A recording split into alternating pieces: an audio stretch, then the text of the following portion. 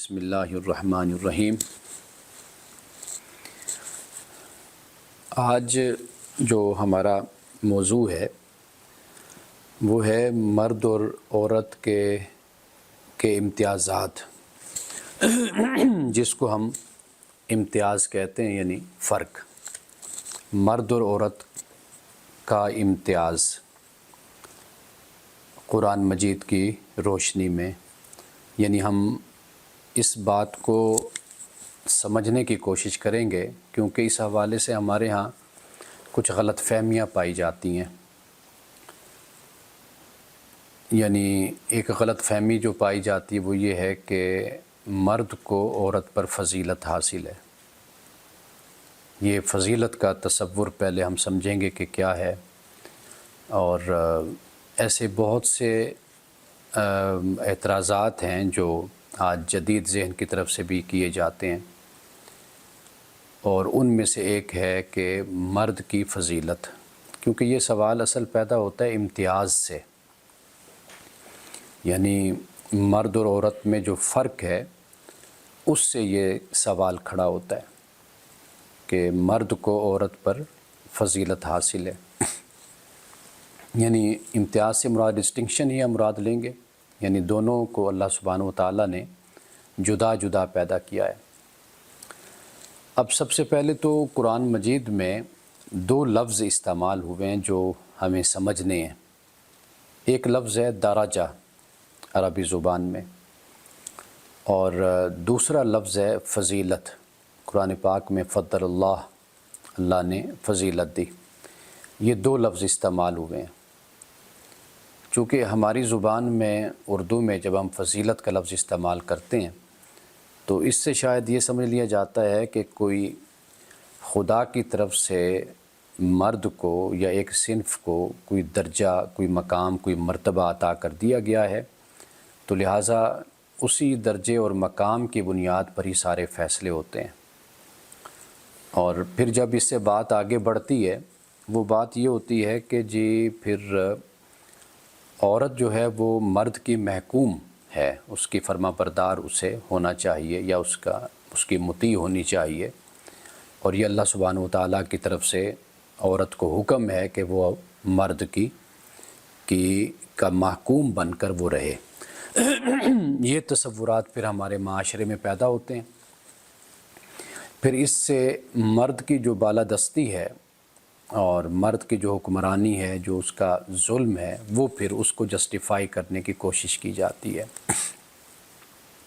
تو اس لیے سب سے پہلے تو قرآن مجید نے جو دو لفظ استعمال کیے ہیں، ایک درجہ کا لفظ استعمال کیا ہے اور ایک فضیلت کا لفظ استعمال کیا۔ ان دو لفظوں کو پہلے ہم سمجھنے کی کوشش کریں گے۔ قرآن مجید میں جہاں طلاق کا ذکر ہوتا ہے، طلاق کا، وہاں پہ اللہ سبحانہ و تعالیٰ نے اس بات کو بیان کیا ہے۔ درجہ کا لفظ وہاں پر آیا ہے، یعنی سورۃ البقرہ میں غالباً 283 نمبر آیت ہے، 283 کہ طلاق کا بیان شروع ہوتا ہے، اور پھر اس کے بعد اللہ سبحانہ و تعالیٰ یہ فرماتا ہے وَلَهُنَّ مِثْلُ الَّذِي عَلَيْهِنَّ بِالْمَعْرُوفِ وَلِلرِّجَالِ عَلَيْهِنَّ دَرَجَةٌ۔ یعنی طلاق کو بیان کرنے کے بعد پھر یہ فرمایا، اور یہ کیا فرمایا؟ وَلَهُنَّ مِثْلُ الَّذِي عَلَيْهِنَّ بِالْمَعْرُوفِ، کہ ان عورتوں کے لیے مثل اس کے ہے جو ان پر ہے معروف طریقے سے۔ یہ جو لام ہے یہ حقوق کے لیے استعمال ہوتا ہے، یعنی فار دیم، ان کے لیے، اور علیہن ان پر، اس سے مراد ذمہ داری ہیں۔ یعنی اللہ پاک یہاں پہ یہ فرما رہا ہے کہ جیسے عورتوں کے حقوق ہیں ویسے ان کی ذمہ داریاں ہیں، اور اسی طرح پھر مردوں کے لیے بھی یعنی یہی معاملہ ہو جائے گا۔ آگے کیا فرمایا؟ فرمایا وَلِلرِّجَالِ عَلَيْهِنَّ دَرَجَةٌ، مردوں کے لیے ان پر ایک درجہ ہے، یعنی ایک فوقیت کہہ لیں، ایک ترجیح کہہ لیں، یہ ان کو مردوں کو عورتوں پر حاصل ہے۔ اب یہ جو ترجیح ہے، یہ جو فوقیت ہے، یا یہ جو درجہ ہے، یہ کیوں حاصل ہے؟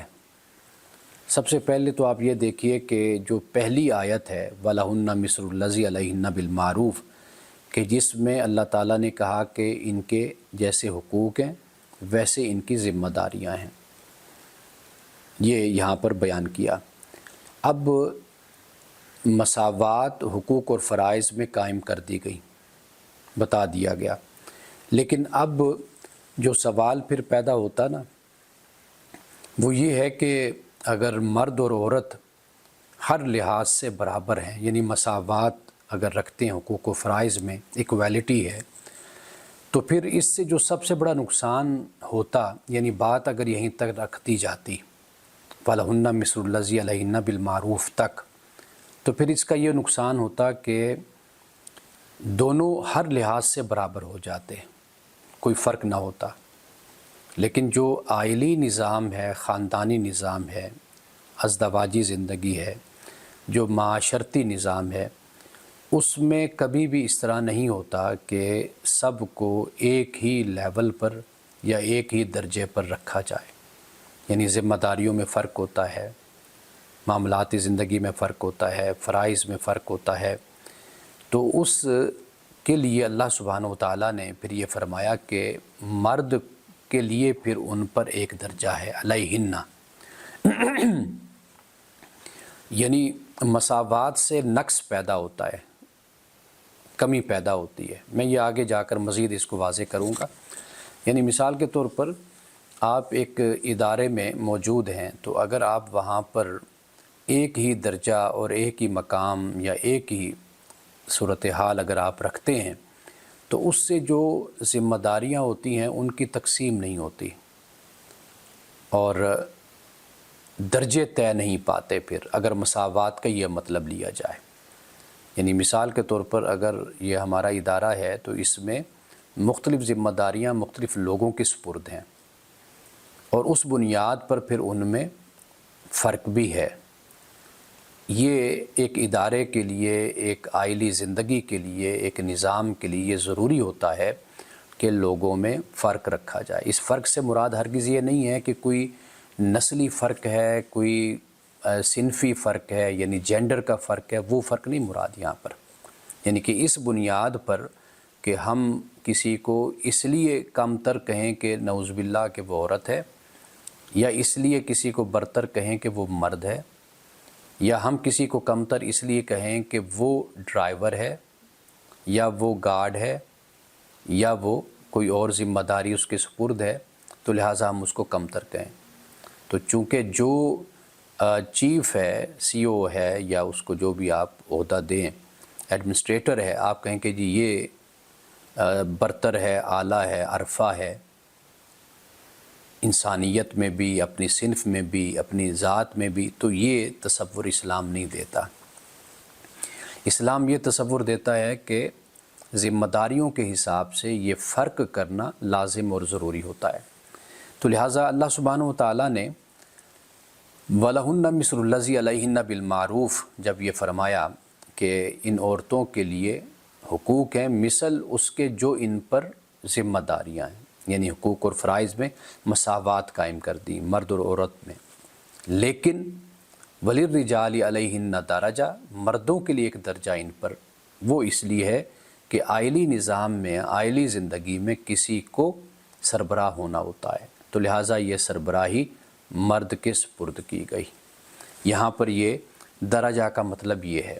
اگرچہ بعد لوگوں نے یہ کہا کہ اگر ہم اس کو پیچھے سے پڑھ کر آئیں تو جو مسائل بیان کیے جا رہے ہیں، جنگ کے مسائل بیان کیے جا رہے ہیں، اور جو غزوات ہیں ان کے چونکہ پیچھے آیات بیان ہوتی ہیں، تو لہٰذا اس سے مراد یہ ہو سکتا ہے کہ درجہ سے مراد یہ ہے کہ عورتیں عملی طور پر جنگ میں شریک نہیں ہوتی تھیں، تو وہاں پر مرد کے ذمے یہ جو مشقت کا کام ہوتا تھا، محنت کا کام ہوتا تھا، جنگوں کا کام ہوتا تھا، سفر مرد کرتے تھے، تجارت مرد کرتے تھے اس زمانے میں، تو لہٰذا اس حوالے سے مردوں کو یہ درجہ بیان کیا گیا۔ یہ بھی ایک مفسرین نے اس کو بیان کیا ہے۔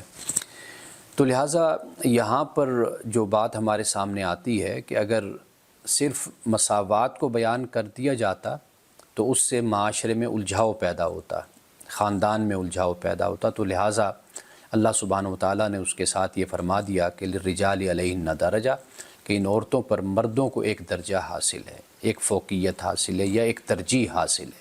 اور اس کی وجہ میں نے آپ کو بیان کر دی کہ آئلی نظام میں جو ایک بیلنس اور توازن رکھنا ہوتا ہے، اس نظام کو چلانا ہوتا ہے، اس کے لیے ضروری ہوتا ہے کہ اس میں کوئی سربراہ ہو اور کوئی سربراہ کے ماتحت ہو، یعنی اس طریقے سے ہو کہ جیسے گھر کے باہر مرد ذمہ داریوں کو نبھاتا ہے، گھر کے اندر خاتون جو بیوی ہے وہ ذمہ داریوں کو نبھا رہی ہوتی ہے، بچوں کے حوالے سے اور گھر کے پورے نظم کے حوالے سے۔ یہ بات ہوگی درجے پر۔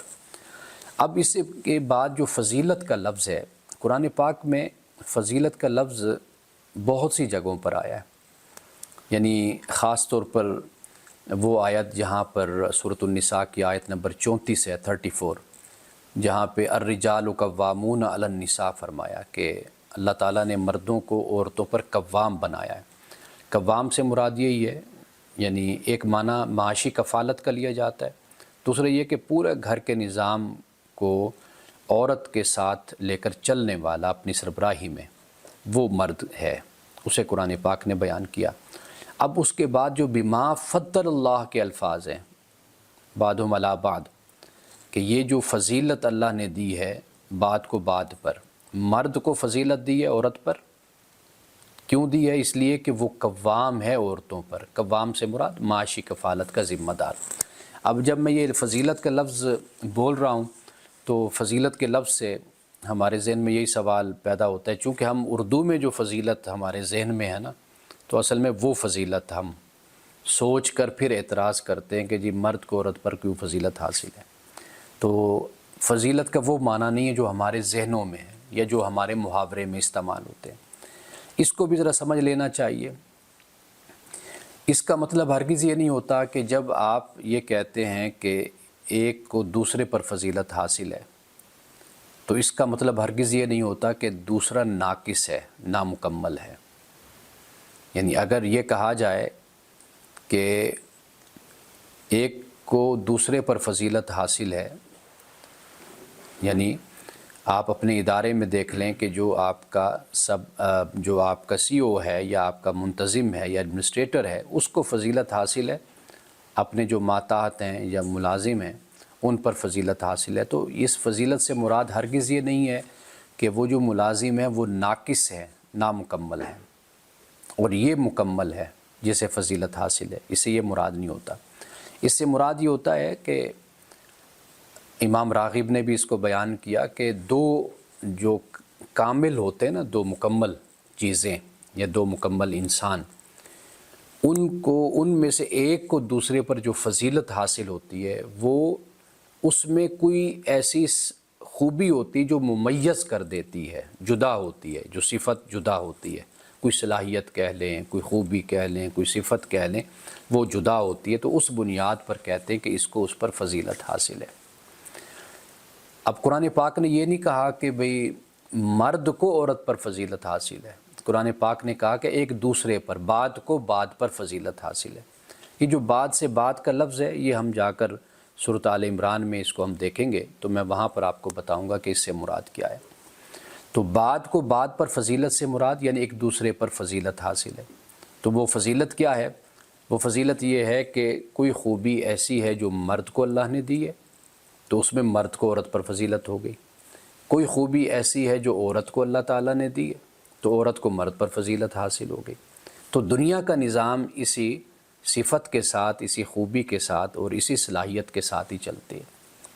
یہ نہیں ہو سکتا کہ بھئی ایک ہی جیسے سارے انسان بنا دیے جاتے، ایک ہی جیسے سارے مرد عورت بنا دیے جاتے، یا ساری عورتیں ایک جیسی ہوتی ہیں، یا سارے مرد ایک جیسے ہوتے، تو پھر یہ دنیا کا نظام اس طرح نہیں چلتا۔ اب آپ اسی میں دیکھ لیجئے کہ کسی میں صلاحیت ہوتی ہے اور شوق ہوتا ہے ڈاکٹر بننے کا، وہ ڈاکٹر بن جاتا ہے، کوئی انجینئر بن جاتا ہے، کوئی عالم بن جاتا ہے، کوئی اسکالر بن جاتا ہے۔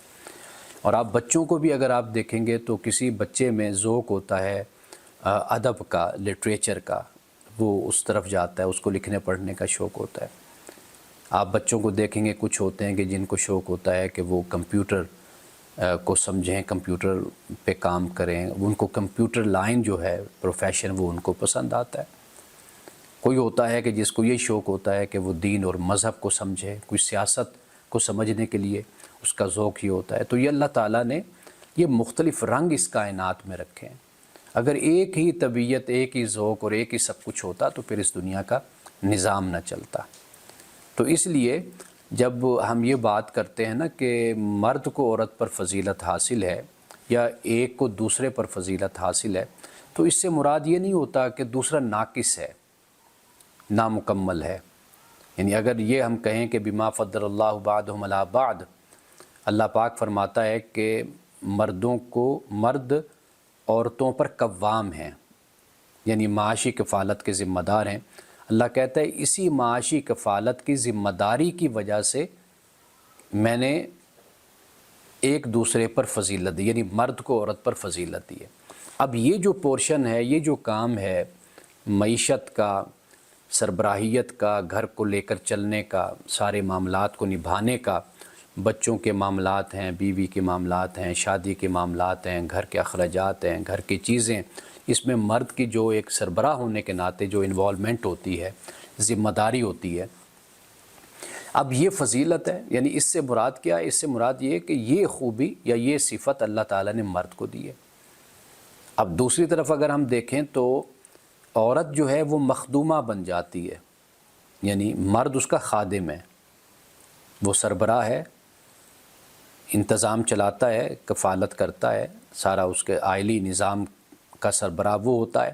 لیکن دوسری طرف آپ دیکھیں تو وہ عورت جو انسی ہے وہ یہ فضیلت رکھتی ہے کہ وہ مرد کی مخدومہ ہے، یعنی مرد اس کی خدمت کرنے والا ہے۔ اور یہ جو معاش کی اور معیشت کا جو بوجھ ہوتا ہے نا، یہ بہت بڑا بوجھ ہوتا ہے۔ ہمارے ہاں چونکہ جو ایک کلچر پیدا ہو گیا یا جو ہم نے اپنے ہاں دیکھا، ہم نے یہ دیکھا ہے کہ کسی کے پاس اگر کوئی درجہ ہے یا کوئی فضیلت ہے یا کوئی مرتبہ ہے تو ہم اس کے پروٹوکول کو یا اس کے رہن سہن کو، یا ہم یہ دیکھتے ہیں کہ جب اس کے پاس یہ عہدہ یا مرتبہ آیا تو اس مرتبے اور عہدے کے ساتھ اس کا پروٹوکول بھی آیا، اس کی ایک امپورٹنس یا وی آئی پی بن گیا، یہ چیز ہم دیکھتے ہیں۔ لیکن اسلام جو ہے وہ ہمیں متوجہ کرتا ہے ذمہ داریوں کی طرف۔ اگر ہم ذمہ داری پر توجہ کریں گے تو یہ اتنا بڑا بوجھ ہوتا ہے، اتنا بڑا بوجھ ہوتا ہے کہ کل قیامت کے دن اس کا ہر شخص نے خدا کی بارگاہ میں جواب دینا ہے۔ اصل میں اس کی حساسیت ہمارے معاشرے سے ختم ہو گئی ہے۔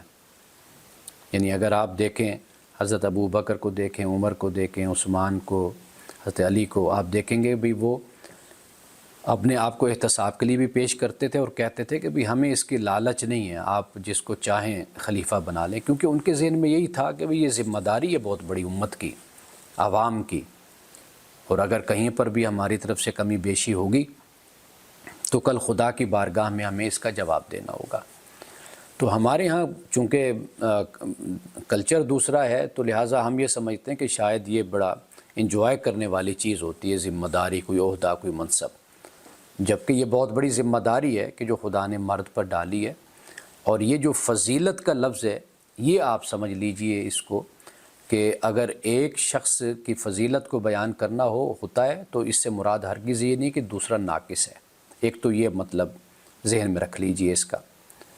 دوسرا اس کا مطلب یہ ہوتا ہے کہ ممیز کرنا ہوتا ہے، ممیز یعنی ڈسٹنکٹ کرنا ہوتا ہے کہ بھئی یہ جو ہے یہ اس میں یہ بات ہے اور اس میں وہ بات ہے، اس میں یہ خوبی ہے اور اس میں یہ خوبی ہے، یہ ڈسٹنکٹ کرنے کو ہم فضیلت کہتے ہیں۔ اس کا مطلب ہرگز یہ نہیں ہے کہ جیسے میں نے آغاز میں کہا کہ بھئی کوئی اللہ کی طرف سے وہابی قسم کا کوئی منصب ہے کہ جو مرد کو دے دیا گیا ہے، مرد ہونا، جنسی طور پر مرد ہونا، یہ کوئی منصب ہے یا کوئی بڑی فضیلت ہے، بڑا درجہ اور مرتبہ اور ایسا ہے کہ جو خدا نے بس مرد کو دے دیا اور یہ برتر ہو گیا اور عورت جو ہے وہ کمتر ہو گئی، کہتر ہو گئی۔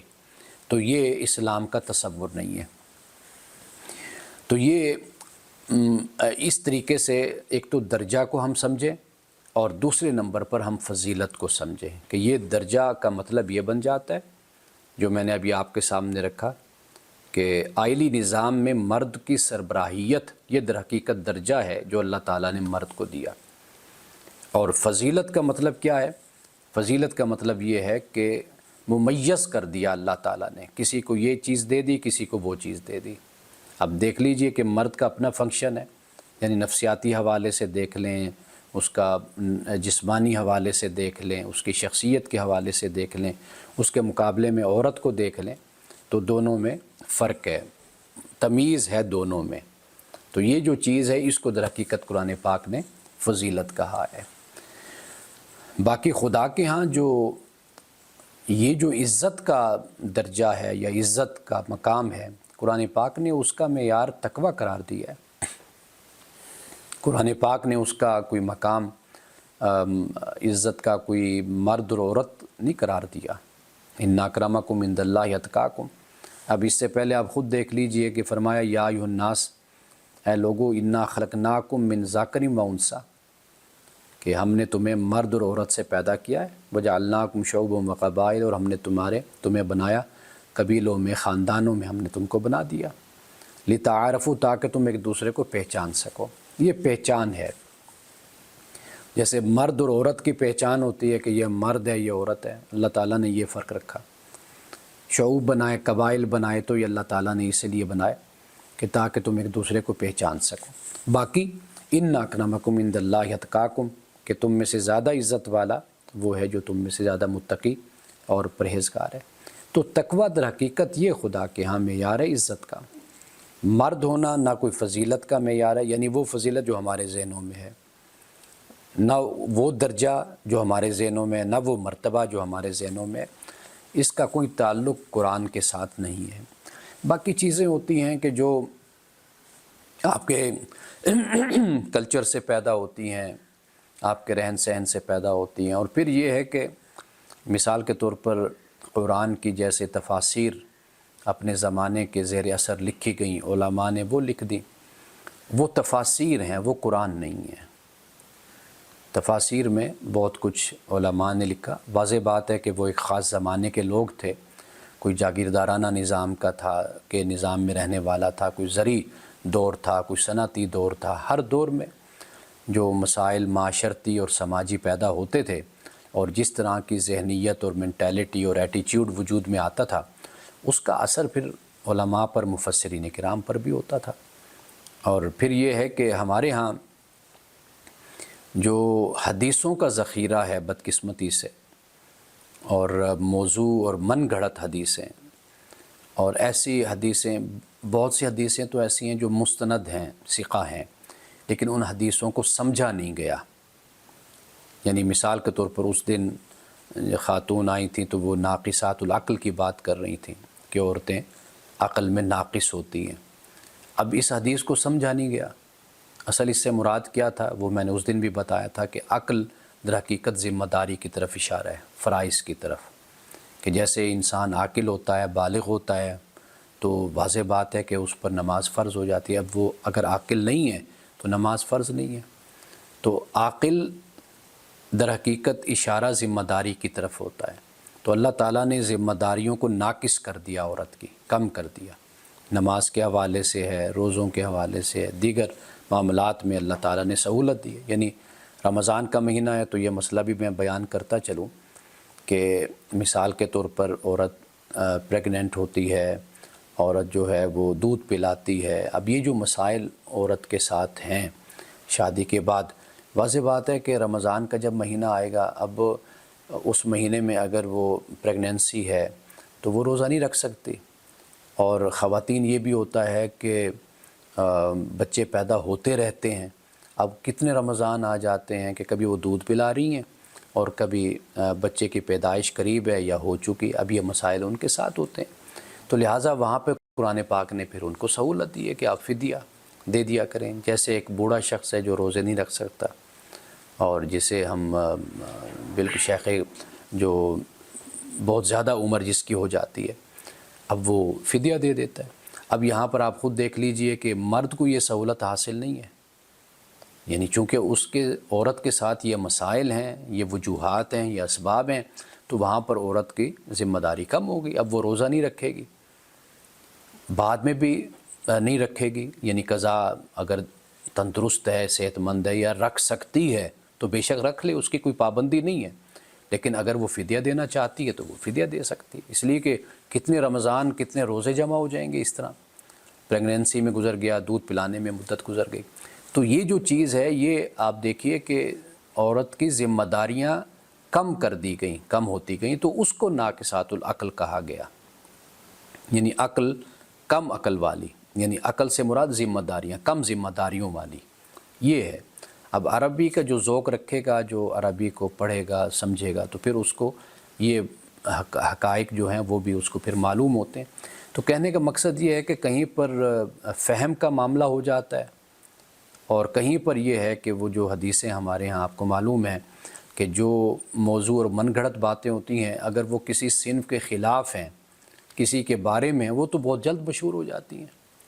جیسے مرد کے بارے میں مشہور ہو گیا کہ مرد بے وفا ہوتا ہے، اب وہ جو بے وفا ہے وہ چونکہ ایسے لوگ ایسے کردار کے مالک ہوتے ہیں تو یہ چیز چسپاں کر دی گئی، عورتوں پر کوئی بات بنا دی گئی کہ بھئی کہ ان کی عقل جو سی ہے ٹخنوں میں ہوتی ہے، اب یہ بات جو سی ہے یہ یعنی اس کا کوئی تعلق نہیں ہے۔ تو کچھ چیزیں ایسی ہوتی ہیں کہ جو ضد میں یا دشمنی میں یا مقابلے میں ان کو اتنا مشہور کر دیا جاتا ہے، اور پھر کئی دفعہ ایسے ہوتا ہے کہ خود اسلام کے جو ناسمجھ لوگ ہیں اور نادان دوست جو ہیں اسلام کے، وہ بھی پھر بہت سی غلط فہمیاں لوگوں میں پیدا کرتے رہتے ہیں اس طرح کی باتوں سے۔ تو لہٰذا اس کا قرآن کے ساتھ، یعنی دین کی جو بنیادی تعلیم ہے اس کے ساتھ ان باتوں کا کوئی تعلق نہیں ہے، یہ ہماری اپنی سوچ ہے، اپنی فکر ہے، اپنے رویے ہیں جو پیدا ہوتے رہتے ہیں۔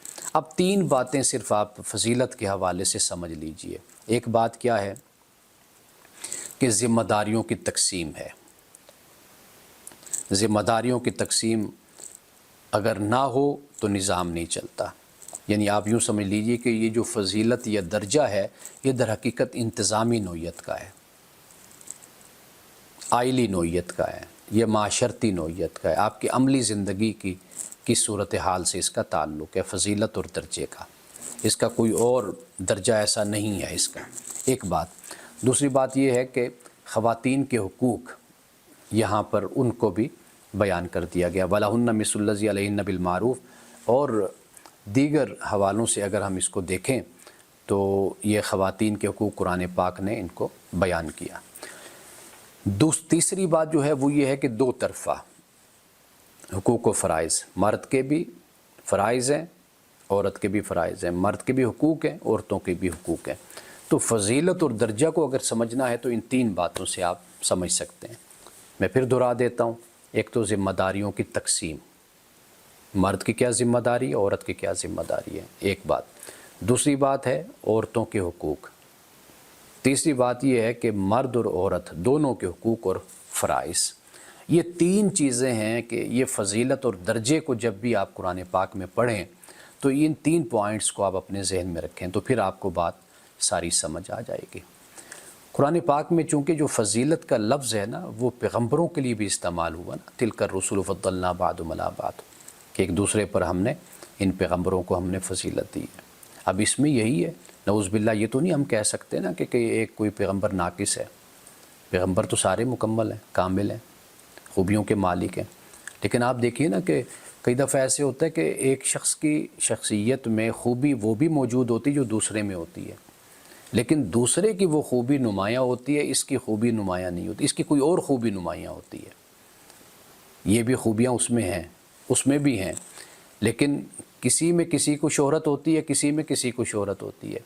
اب جس میں اس کو نمایاں پوزیشن حاصل ہے یا اس کو شہرت حاصل ہے، آپ یوں سمجھ لیجئے کہ یہ وہ فضیلت ہے جو اس کو حاصل ہے، اور دوسرے کو وہی چیز اس کو بھی حاصل ہے لیکن اس کو فضیلت دوسری چیز میں حاصل ہے کہ وہ اس کی شخصیت نمایاں اس پر ہے زیادہ، تو یہ جو چیز ہوتی ہے اس کو فضیلت کہا جاتا ہے۔ تو لہٰذا میں امید کرتا ہوں کہ یہ جو کنسیپٹ ہے یہ واضح ہو گیا ہوگا کہ درجہ اور فضیلت عربی زبان میں کس کو کہتے ہیں۔ اب اس کے بعد جو عرب کے معاشرے میں ایک مسئلہ میں بیان کر دوں تاکہ جو امتیاز کی صورت ہے وہ واضح ہو جائے۔ عرب کے معاشرے میں جو قصاص تھا نا، یعنی اگر کسی شخص نے کسی کو قتل کر دیا تو وہاں پر یہ قصاص بھی بڑے ظلم کی صورت اختیار کر چکا تھا، زیادتی کی۔ وہ یہ کہ مثلا ایک قبیلے کے فرد نے قتل کیا تو اب دوسرے قبیلے کا جو فرد قتل ہوا، اس قبیلے کا تقاضا یہ کہ بھئی ہم اپنی مرضی سے بندہ مروائیں گے، یعنی ہمارا درجہ، ہمارا مقام تم سے بلند ہے معاشرے میں، سوسائٹی میں، لہٰذا ہم تمہارا جو سردار ہے یا کوئی بڑے نام کا ہے یا بڑے درجے کا ہے ہم اس کو قتل کریں گے۔ یہ وہاں پر یہ، اور پھر عورت کا جو معاملہ ہوتا تھا، یعنی وہ بھی یہاں پر ہمیں ظلم نظر آتا ہے، ناانصافی نظر آتی ہے۔ یعنی کہ غلام کے بدلے میں وہ کہتے تھے آزاد، اور عورت کے بدلے میں مرد، اور اپنے مرد کے بدلے میں دو مرد دوسرے کے۔ یہ عرب نے ایک قصاص کی صورت رکھی ہوئی تھی، یعنی یہ ایک ظلم تھا۔ اب قرآن مجید نے کیا بیان کیا یہ ذرا ہم پڑھ لیتے ہیں تاکہ یہ معلوم ہو جائے۔ آپ دیکھیے کہ میں پھر وہی بات آپ سے کہوں گا جو میں نے پہلے دن کہی تھی کہ عرب کا جو معاشرہ تھا آپ اس کو اپنے سامنے رکھیں۔ آج 1500 سال کے بعد انسانیت جس مقام پر ہے تو بہت سے حوالوں سے انسانوں کو شعور آ چکا ہے، علم آ چکا ہے، اویئرنیس ہے لوگوں میں، حقوق و فرائض کا پتہ ہے۔ اب وہ والا معاشرہ نہیں ہے، بہتر معاشرہ ہے۔ لیکن آپ یہ دیکھیے کہ عرب کے معاشرے کی کیا صورتحال تھی، جسے جاہلیت کا معاشرہ جس کو کہا جاتا تھا، اس کو ذہن میں رکھیے۔ اور پھر قرآن پاک جب بات کرتا ہے مساوات کی، ایکویلٹی کی، حقوق کی، اور خاص طور پر عورت کے لیے بات کرتا ہے، تو یہ آپ اس زمانے میں رکھ کر اس بات کو سمجھیں گے تو پھر آپ کو اس کی اہمیت واضح ہوگی۔ یعنی اب دیکھیے، صرف ہم اس کو پڑھ لیتے ہیں۔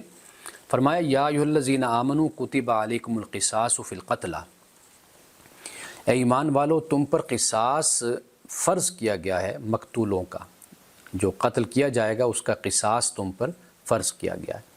وہ کیا ہے؟ فرمایا کہ الحر بالحر، آزاد کے بدلے آزاد، یعنی جو مارنے والا آزاد ہے تو وہ مرنے والا آزاد ہے، مارنے والا آزاد، تو اسی کو قتل کیا جائے گا۔ یہ نہیں ہوگا کہ بھئی اس کے بدلے میں آپ دو کا تقاضا کرنا شروع کر دیں، تو وہ ایک ہی بندہ۔ اور اسی طرح الحر بالحر والعبد بالعبد، وہ غلام نے اگر قتل کیا تو وہ اسی غلام ہی کو مارا جائے گا۔ والانثی بالانثی، اور اسی طرح عورت کے بدلے میں، عورت کے بدلے میں۔ فمن عفی لہ من اخیہ شیء فاتباع بالمعروف واداء الیہ باحسان ذلک تخویف من ربکم ورحمہ فمن اعتدی بعد ذلک فلہ عذاب علیم۔ پھر جس کو اس کے بھائی کی طرف سے کچھ معافی ہو جائے تو اسے چاہیے کہ وہ معروف کی پیروی کرے اور خوبی کے ساتھ اس کو ادا کرے، یہ تمہارے رب کی طرف سے ایک آسانی اور مہربانی ہے۔ اب اس کے بعد بھی جو شخص زیادتی کرے اس کے لیے دردناک عذاب ہے۔ اب اس کے بعد فرمایا وَلَكُمْ فِي الْقِصَاصِ حَيَاةٌ يَا أُولِي الْأَلْبَابِ لَعَلَّكُمْ تَتَّقُونَ، اور تمہارے لیے قصاص میں زندگی ہے اے عقل والو تاکہ تم تقوی اختیار کرو۔ قصاص میں زندگی ہے۔ یہاں جو بات سمجھنے والی ہے وہ فقط اتنی ہے کہ وَالْأُنثىٰ بِالْأُنثىٰ فرمایا ہے، یعنی عورت نے اگر ایسا کام کیا، قتل کیا، تو اسی عورت کو ہی قتل کیا جائے گا۔ یہ نہیں ہوگا کہ یہ کہا جائے نعوذ باللہ کہ جو مرنے والا ہے، قتل کرنے والی ہے وہ عورت ہے تو وہ کم درجے کی ہے، ہم اس کا قصاص نہیں لیں گے، ہم اس کے بدلے میں اس کے قبیلے کے مردوں کا قصاص لیں گے، کیونکہ عورت کی کوئی حیثیت نہیں، کوئی درجہ نہیں ہے۔ یہ اسلام نے اس بات کو رد کر دیا۔ اسلام نے کہا کہ جو قتل کرنے والی ہے وہی قتل ہوگی۔ یہ نہیں ہوگا کہ بھئی وہ عورت ہے قتل کرنے والی تو لہٰذا اس کا خون جو ہے وہ ہماری عورت کے برابر نہیں ہے تو لہٰذا مرد کو قتل کیا جائے گا۔ اب اس کے بعد ہم آتے ہیں اس آیت کی طرف جو میں نے آپ سے کہا کہ بعدکم من بعد کے جو الفاظ آتے ہیں مختلف مقامات پر، اس کو ہم دیکھتے ہیں۔ اب دیکھیے اللہ پاک جو بات بیان کرتا ہے وہ یہ ہے کہ دنیا کے معاملات کو چلانے کے لیے اونچ نیچ رکھی جاتی ہے، ذمہ داریوں کی تقسیم ہوتی ہے، ڈیوائڈ کیا جاتا ہے، یہ ڈسٹریبیوشن ہوتی ہے انسان کے عہدوں کی، ذمہ داریوں کی، یہ تو دنیا کا معاملہ ہے نا۔ لیکن دنیا کے معاملے میں جو فرق کیا گیا وہ برتری اور کمتری کی بنیاد پر نہیں کیا گیا، وہ فرق کیا گیا صلاحیتوں کی بنیاد پر۔ یعنی اللہ تعالیٰ نے مرد کو کس نفسیات کے ساتھ، نفسیات میں اس کو تخلیق کیا، جسمانی حوالے سے، صنفی حوالے سے، اور عورت کو کس طرح تخلیق کیا۔ اب آپ گھر کا سامان ہوتا ہے، آپ لاتے ہیں، آپ جس کام کے لیے جس چیز کو لاتے ہیں آپ اسی سے وہی کام لیتے ہیں نا۔ یعنی واشنگ مشین ہے تو اس میں کپڑے ہی دھلیں گے نا، یہ تو نہیں ہوگا کہ اس میں کوئی کھانا پکا رہا ہو، نہ پک سکتا ہے۔ تو مطلب یہ ہے کہ جو چیز جس مقصد کے لیے بنتی ہے وہ اسی کے لیے ہوتی ہے، وہ کوئی برتری اور کمتری کا معیار وہ چیز نہیں ہوتی۔ وہ معیار کیا ہے، اب وہ قرآن پاک اس کو بیان کرتا ہے کہ جس پر ہم برتر اور کمتر ہم کہتے ہیں۔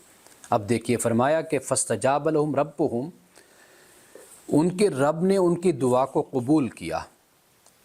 انی لا اضیع، اب اللہ پاک فرماتا ہے کہ بے شک میں نہیں ضائع کرتا عمل تم میں سے کسی عمل کرنے والے کا۔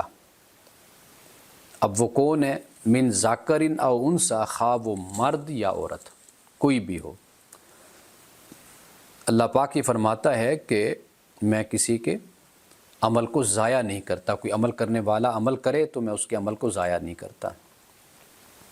یعنی کوئی اب یہ نہ سمجھے کہ مرد کوئی ہے تو وہ اللہ کے زیادہ قریب ہے، چونکہ وہ مرد ہے تو وہ اللہ کے زیادہ قریب ہے، عورت اللہ کے قریب نہیں ہے، کیوں؟ اس لیے کہ وہ عورت ہے۔ تو یہ کوئی نہ آپ سمجھے۔ تو یہ فرمایا کہ تم میں سے جو عمل کرنے والے ہیں ان کے کسی عمل کو بھی میں ضائع نہیں کرتا، وہ مرد ہے یا عورت۔ کیوں؟ اب دیکھیے آگے فرمایا کہ بعدکم من بعد، کہ تم سب ایک دوسرے سے ہو، بعدکم من بعد۔ اب یہ تم ایک دوسرے سے مراد کیا ہے؟ یعنی اس سے ایک مراد تو یہ کہ دونوں کی اصل ایک ہے۔ اب دونوں کی اصل ایک ہونا، یہ ہم سورۃ النساء میں اس کو ہم نے پڑھا تھا کہ اللہ پاک ہی فرماتا ہے کہ تمہیں اللہ نے پیدا کیا نفس واحدہ سے، یعنی ایک ہی مٹیریل سے دونوں کو پیدا کیا ہے، دونوں مٹی سے پیدا ہوئے، مرد ہو یا عورت، تو ان دونوں میں کوئی فرق نہیں ہے۔ تو مٹی کی جو اصل ہے یعنی وہ مرد بھی وہیں سے ہے اور عورت بھی وہیں سے پیدا ہوئی، تو دونوں میں کوئی فرق نہیں۔ یہ بعدکم من بعد کا ایک ترجمہ تو یہ، یعنی ایک تفسیر کہہ لیجئے، تفصیل کہہ لیجئے، شرح تشریح کہہ لیجئے، تو یہ اس کا مفہوم لیا جاتا ہے۔ دوسرا یہ کہ حدیث میں آتا ہے کہ النساء شقائق الرجال، کہ یہ جو عورتیں ہیں یہ مردوں کا ہی حصہ ہیں، شقائق الرجال مردوں کا حصہ، یعنی مطلب کیا ہے؟ مطلب اس سے یہ ہے کہ اخلاق میں، سیرت میں یہ مردوں جیسی ہیں، یعنی ان میں یہ نہیں ہے کہ ہم کسی حوالے سے یہ فرق کریں کہ عورتوں میں یہ سیرت و اخلاق میں کمزوری ہے اور مرد کی سیرت و اخلاق میں یہ برتری ہے، تو ایسی بات نہیں ہے۔ اور باقی جو اس طرح کی باتیں بیان کی جاتی ہیں کہ عورتوں کا مکر وغیرہ، سورۃ یوسف میں جیسے عزیز مصر نے کہا کہ تم عورتوں کا مکر بڑا یعنی طاقتور ہوتا ہے، ایسے الفاظ آتے ہیں نا جی، تو وہاں پر جو مکر ہے نا وہ اصل قرآن کے الفاظ نہیں ہیں، یہ لوگ قرآن کے الفاظ کہہ کر اس کو نقل کر دیتے ہیں، قرآن نے یہ نہیں کہا، یہ خدا کے الفاظ نہیں ہیں، یہ اصل نقل ہوئے ہیں عزیز مصر کے الفاظ، کہ جب اس کی بیوی نے دھوکہ دیا زلیخا نے حضرت یوسف علیہ السلام کے معاملے میں، اور جب حقیقت کھل کر سامنے آ گئی تو پھر عزیز مصر نے یہ الفاظ کہے تھے۔ یہ ایسے ہی ہے کہ جیسے ہم اپنی قوم کے بارے میں بھی کہہ دیتے ہیں، دوسری قوموں کے بارے میں بھی کہہ دیتے ہیں، ہمارا تجربہ جو ہوتا ہے ہم اس کے مطابق اپنی بات کو بیان کر دیتے ہیں۔ یعنی کوئی یہ کہے کہ کسی پاکستانی نے اگر کوئی فراڈ کہیں گے یہ پاکستانی ہوتے ایسے ہیں، تو یہ اس طرح کا جملہ ہے کہ انسان اپنے تجربے سے ایک بات کو بیان کرتا ہے، یا جس سے انسان متاثر ہوتا ہے، یعنی نقصان اٹھاتا ہے، کوئی دھوکہ کھاتا ہے، تو پھر انسان اس کے بارے میں یہ کومنٹ کرتا ہے۔ تو یہ اسی طرح کے کومنٹس ہیں کہ جو عزیز مصر نے کی ہیں۔ یہ قرآن پاک کے الفاظ نہیں ہیں کہ عورتوں کو نعوذ باللہ اللہ پاک یہ کہہ رہا ہو کہ بھئی یہ مکر کرتی ہیں، یہ چال باز ہیں، مکار ہیں۔ تو یہ قرآن پاک میں اللہ نے نہیں کہا، یہ نقل بات ہوئی۔ یہ ایسے ہی ہے کہ جیسے قرآن پاک میں آپ دیکھتے ہیں کہ پیغمبر حضرت ابراہیم علیہ السلام کی بیوی ہیں، تو قرآن پاک ان کے جملوں کو نقل کرتا ہے نا کہ بھئی یہ کیسے ہم سے بچہ ہوگا، کہ بھئی میں تو بانجھ ہوں اور ابراہیم بوڑھے ہو گئے ہیں، تو اب بچہ کیسے پیدا ہوگا۔ اب وہ ہنستی ہیں، فضاحکت قرآن کہتا ہے کہ وہ ہنسی، اور پھر یہ کہا۔ اب یہ حضرت ابراہیم علیہ السلام کی زوجہ کا جملہ ہے نا، قرآن پاک نے اس کو نقل کیا۔ تو قرآن پاک اس طرح کئی لوگوں کے جملوں کو نقل کرتا ہے، تو وہ نقل کرنا، وہ خدا کی طرف اس کو منسوب کر دینا کہ یہ قرآن میں لکھا خدا یہ کہتا ہے، تو یہ غلط بات ہے یہ۔ تو لہٰذا ایک بات تو یہ دیکھ لیجئے کہ سیرت اور اخلاق بعضکم من بعض میں مراد ہیں، یعنی ایک تو میں نے مراد لیا کہ اصل، یعنی تم ایک دوسرے سے ہو، مطلب یہ کہ تمہاری اصل دونوں کی ایک ہے۔ رسول اللہ نے اس کو اس طرح بیان کر دیا کہ النساء شقائق الرجال، کہ عورتیں جو ان سی ہیں وہ مردوں کا حصہ ہوتی ہیں، یعنی فطرت میں، اخلاق میں، سیرت میں یہ انہی جیسی ہوتی ہے۔ اور ایک اور ترجمہ ہم یہ بھی اس کا لیتے ہیں کہ جیسے عربی زبان میں کہتے ہیں نا کہ فلان منی، کہ جو فلان ہے وہ مجھ سے ہے، مجھ سے، یعنی اس سے مراد کیا ہوتا ہے، یعنی میری سیرت جیسی اس کی سیرت ہے، میرے اخلاق جیسا اس کا اخلاق ہے، میرے کردار جیسا، یعنی وہ میرے جیسا ہے۔ اب اس کی ایک اور مثال میں آپ کو دوں گا، نکاح کے حوالے سے رسول اللہ صلی اللہ علیہ وسلم کی ایک حدیث ہے، اور وہ آپ نے نکاح کے موقعوں پر بڑی سنی ہوگی کہ النکاح من سنتی فمن راغب عن سنتی فلیس منی، کہ نکاح میری سنت ہے اور جس نے میری سنت سے منہ پھیرا وہ مجھ سے نہیں ہے۔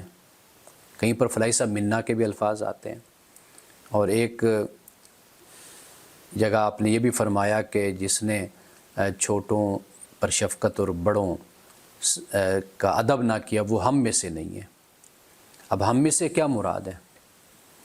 یعنی واضح بات ہے کہ ہمارے طریقے پر نہیں ہے وہ، یعنی ہماری سیرت، ہمارا اخلاق یہ نہیں ہے کہ بھئی ہم چھوٹوں پہ شفقت نہ کریں یا بڑوں کا ہم احترام نہ کریں، یہ ہمارا طریقہ نہیں۔ تو یہ قرآن پاک نے بھی اس کو یعنی کئی جگہوں پر بیان کیا ہے، جیسے یعنی فمن شارب منہ فلیس منی کے الفاظ آتے ہیں۔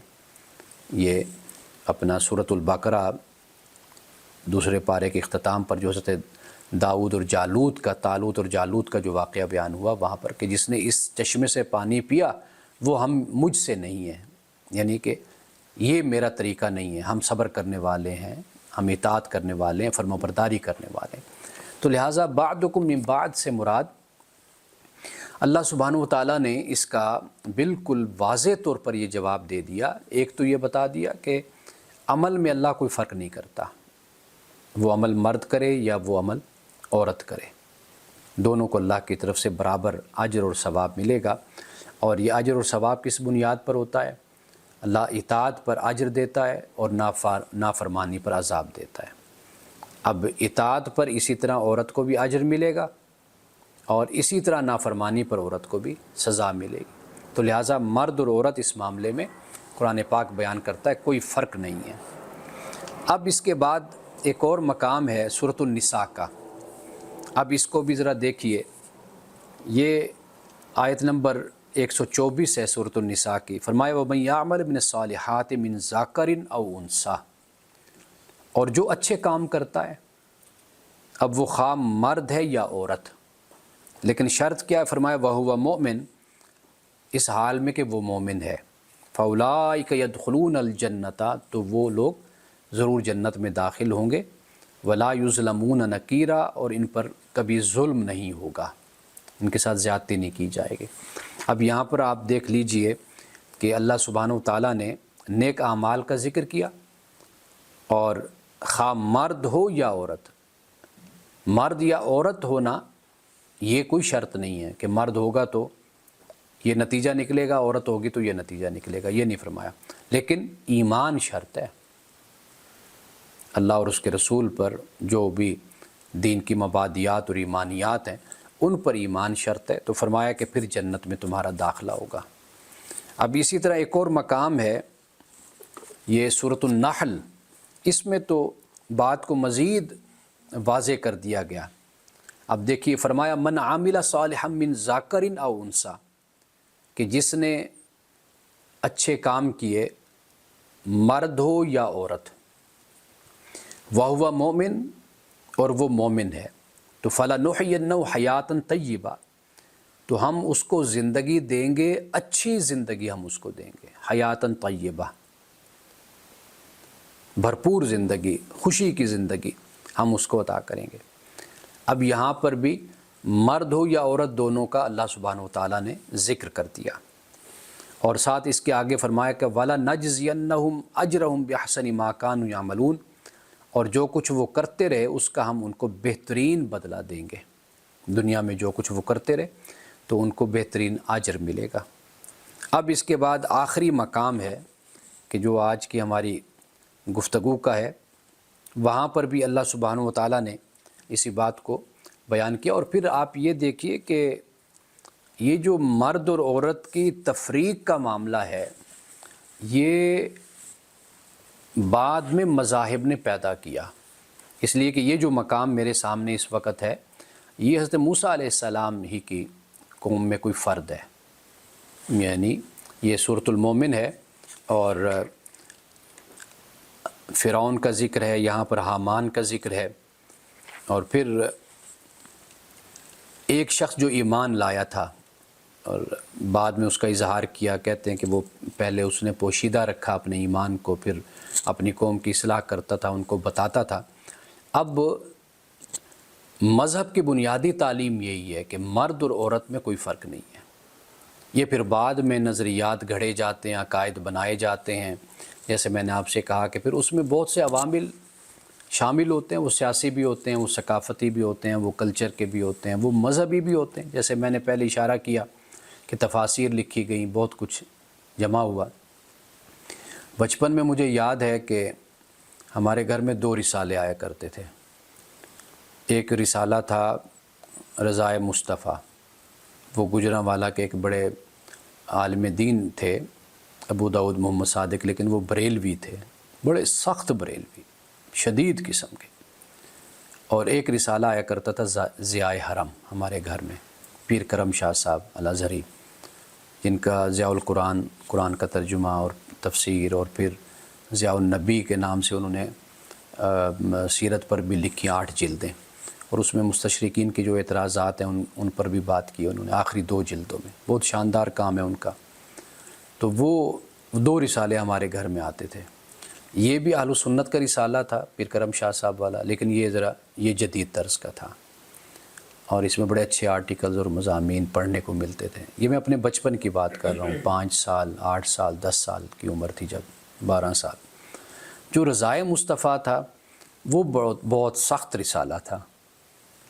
اب اس میں جس طرح کی باتیں تھیں، یعنی ایک تو فوٹو وغیرہ تصویر، یہ تو حرام، بالکل ہی ناجائز۔ ایک تو ویڈیو بنانا ہے نا، وہ تو کیا، یعنی تصویر بھی، وہ بھی حرام۔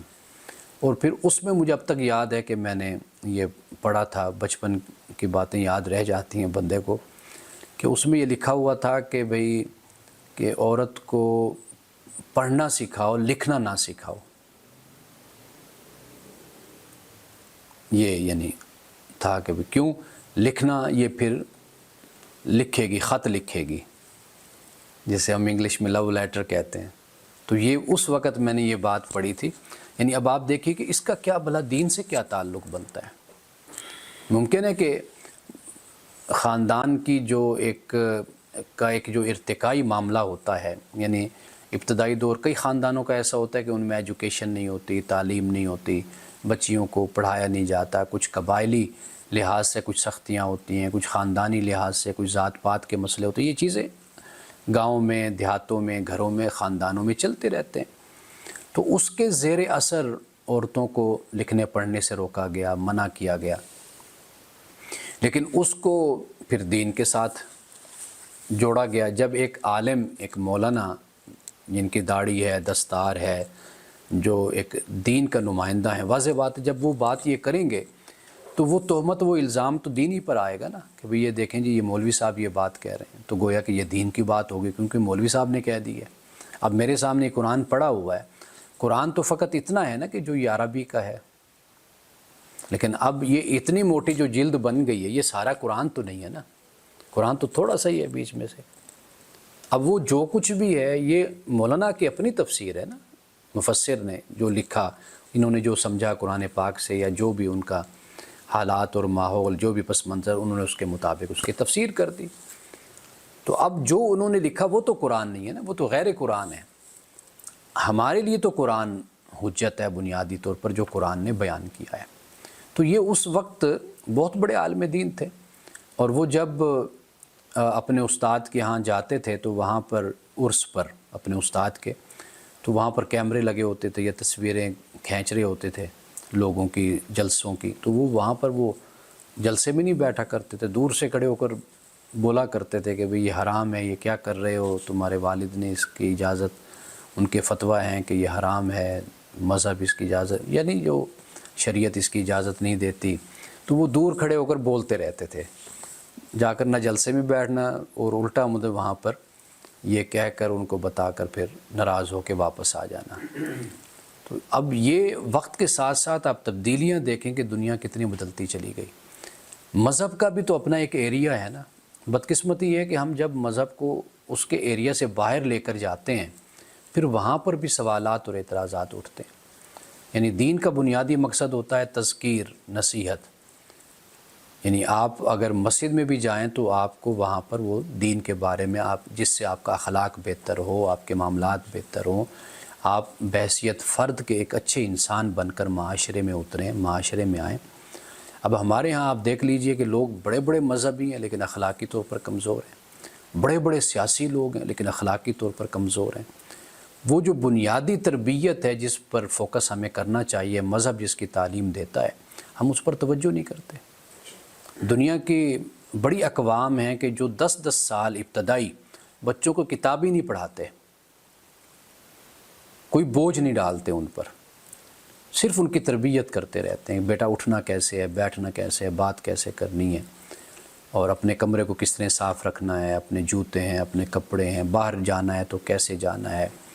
اب جاپان آپ کے سامنے سب سے بڑی مثال ہے، وہاں پر بچے، ماں باپ نہیں ان کو چھوڑ کر آتے، خود ہی چھوٹے چھوٹے بچے جا رہے ہوتے۔ تو کیوں؟ یہی اصل وجہ ہے کہ تربیت ہے۔ جیسے آپ ایک قوم کی آج سے اگر ہم نیت کر لیں کہ ہم اپنے بچوں کی اس طرح تربیت کریں گے، 15-20 سال کے بعد آپ دیکھیں گے یہ جو نوجوان جب معاشرے میں اتریں گے یہ بالکل مختلف نوجوان ہوں گے، ان کے رویے، ان کے اخلاق۔ تو مذہب تو بنیادی طور پر اس پر بات کرتا ہے نا۔ تو میں معذرت سے ایک لفظ بولا کرتا ہوں کہ ہم سب سیلز مین ہیں، کوئی سیاسی ہو، کوئی مذہبی ہو، کوئی مولوی ہو، کوئی کچھ بھی ہو نا، وہ سیلز مین، وہ کہتے ہیں سودا بیچو اپنا بس۔ یہ جو رویہ ہمارے ہاں ہے، یہ اصل میں ہمیں دیمک کی طرح ہمارے معاشرے کو یہ رویہ چاٹ کے، ہم سب کچھ ہیں، اچھے انسان نہیں ہیں، ہمارے اندر اخلاقیات نہیں ہیں، تہذیب نہیں ہے، شائستگی نہیں ہے، نہ گفتگو میں، نہ آپ بڑے بڑے رہنماؤں کو دیکھ لیں، قائدین کو دیکھ لیں، وہ مذہبی ہوں، سیاسی ہوں، بات کرنے کا سلیقہ نہیں، انداز نہیں ہے، پھر پوری قوم ان کے پیچھے چل پڑتی ہے۔ یہ جو معاملات ہیں یہ بڑے خطرناک ہیں کہ اگر مذہب کا تو یہی کام ہے، مذہب کا کام یہ تو نہیں ہے کہ آپ بڑی بڑی تحریکیں اور جماعتیں بنا لیں اور بنا کر پھر اس کے بعد ہر چیز کو محدود کر دیں اپنے تک، اور باہر اس کا کوئی فیض نہ ہو اور اس کا اثر نہ پہنچے۔